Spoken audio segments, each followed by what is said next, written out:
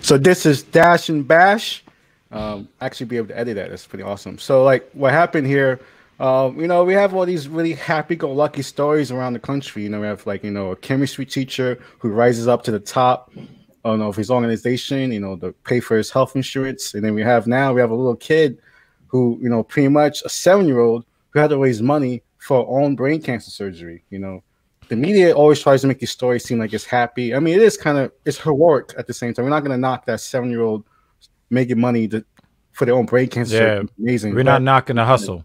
Yeah, the hustle's spectacular. It's a Jay-Z. You need to call the situation though. Yeah, let's delve into that a little bit. Yeah, so I want to pull up this like share screen real quick. Where it is. So this is like the local news stuff. They always make it seem like, yay, so nice. Little girl, so cute. So here's another one. She's 114 years old. Yeah, she's forced to work at McDonald's. Yeah, exactly. So awesome. Yeah, this is what I got to do. I got to stay busy. I'm gonna be sad and kill myself. So so Liza Scott started selling lemonade stand at her mom's bakery last summer, so she could buy some frills like toys, you know. And so but then she found out, you know, surgery on her brain. So this is real serious. I want to play this clip real quick. The local news. Hear it from their own voices. I want to get you guys' opinions on this. Over where we getting universal health care with non-valvular no commercial behind with Watchman, a safe one-time procedure that reduces stroke risk. And it's like a happy commercial about strokes. I don't know. It looked like a rusty ass nail that they focused on. I was like, yo, what's up with that rusty ass nail? From a heart attack. Lemonade. That's exactly what Liza Scott is doing. She has 3 cerebral malformations. One is what they call a schizencephaly, so it's a cleft in the right frontal lobe of her brain. Her mother, Elizabeth Scott, says they had no clue their daughter had this condition until she started having seizures last month. That's frightening. About 45 minutes, an ambulance took her to Children's. We were evaluated. We went home, and then we were back there that afternoon. Scott says their entire world changed in the blink of an eye.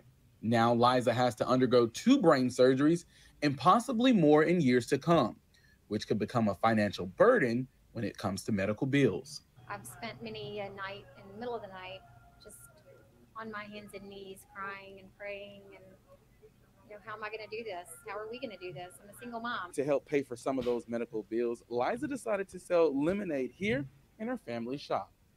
Do you enjoy sitting here and selling the lemonade? I sometimes I do. Over the weekend, several people came by her lemonade stand inside of Savage's Bakery, bringing gifts, prayers, and donations. No, people just dropping hundreds in there, so, you know. I think a little bit over 300,000. It's hard to know what surgeries are going to cost in excess of what insurance covers. This Thursday, Liza and her mom will fly to Boston to have the first of 3 surgeries at Children's Hospital. And when asked, what will she do after her surgery? Oh, I think that I found myself a cheerleader. Liza says she's going for a victory dance. In Homewood, Xavier Harris, WVTM 13. Cheerleader. So Lisa's amazing, but that report just leaves out so much shit about the systemic issues that's happening. A single mom. Actually, I think that if you're paying attention, you see exactly what the fuck is going on here. Again, like she mentioned the fact that she's a single mother. If you got the Matrix view. Yeah, exactly. Like if you could definitely pick out the woman in the red dress. If you're paying attention to it.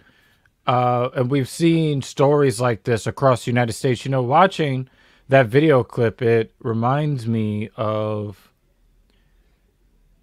our European viewers. And I thought to myself, I wonder even the Canadian viewers, I wonder the people that live outside the United States, how they would look at a story like this. They would probably be appalled. They would be offended that this is actually a thing. And there are people in the United States that think that this is normal. Like, this is the way things should be. Yeah, I mean, it's like it's a normal news story every night. Every Good Morning America, every primetime 6:30 news is always a story like this. It's made to be normal, and the way they report it is kind of like happy-go-lucky. Like, oh, they were struggling, so they pulled themselves up and got it. Ignoring this whole systemic issue of like no public healthcare system, for sure. Like the fact that a small business owner is worried about the health of their children imploding their whole life shows you that the economic class of it, how dangerous even someone in that level is worried about that, and the child had to do the little fundraiser. I doubt people were paying just $1 for cups of lemonade when they pass by for her to have enough money to do it. But at the same time, you had GoFundMe come up with that report. They put out that tweet saying that, it was great that we're making good business, but I think America should have like a healthcare system. They're making so much money, even them are like, this is kind of wild right now in the United States. You know what I also think about? I think about a lot of the debates that I've had with the people that support unethical versions of capitalism, and they'll say, if you didn't succeed, it's your own fault. You should have worked harder. You should work longer hours. You should have done this. And it's like, I think about. I got another clip of Lisa working. Yeah, so I look at stuff like this, and it's like, you do know that there are a lot of these kinds of situations happening in the world where people are working hard and they're doing the right things, and then something like this happens. 3 cerebral malformations. How the fuck can you account for that? Yeah. When you look at children, you look at the epitome of health, of resiliency. You're not thinking, oh, there are parts of their brain that's not growing properly, and to take what would have been a normal childhood and then have and it's not just a monetary burden, but the kids' education, their social bonding skills, their pain threshold is being tested at a very young age. It's also like the fact that they have to make their, I don't know, I guess some people are comfortable with this aspect of this kind of thing, but some people are not. Some people rather heal and deal with the surgery privately. People don't want to have like a big fundraiser about their illnesses, to be honest. But they also don't want to die from not getting the fucking surgery they need. So when people do that, it's complete. That's desperation. People rather deal with their illnesses and deal with their healing quietly. With no family members. No, they don't want to have a big on top of back of a pickup truck making announcements about their cancer. But I don't even think they did that in this case. She just put up a sign in her store. No, the clip had her in the back of a pickup truck making an announcement. No, but I'm saying originally she probably just put up a sign in the store, and then people, caught on and say, well, we don't want this. We don't want this to happen to these people. Yeah. So it just kind of bothers me when I hear people say, well, if you're not a multimillionaire, it's your own fault, and it's like, what?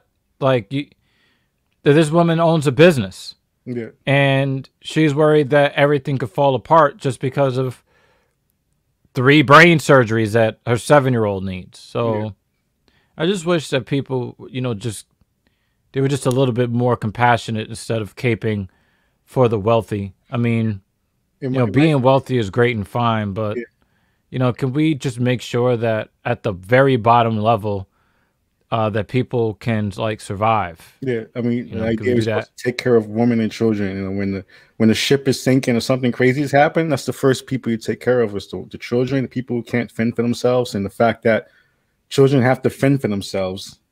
Well, if the ship is sinking, nobody can fend for themselves. We all going down. Yeah, in this country, this country was a ship. The children have to learn how to swim real fast. So all the old people getting the lifeboats first. Yeah, because it's the fucking boomers that are telling fucking 10-year-old kids, pull yourselves up by your bootstraps like I did. When college was $30 a month, minimum wage was like equivalent to being paid $22 an hour. And I think it was like $25.17. Let's be accurate. I'm not letting that go. Don't get me started. $25.17. Fuck you. So this is Black Power Magic Hour. Follow us on Twitter and Facebook and YouTube on Act.tv. It has over 47,000 subscribers. Click videos there. Then Dr. Virginius, he's live on Twitch, Facebook, and YouTube. Check him out there. And that's Dash and Bash.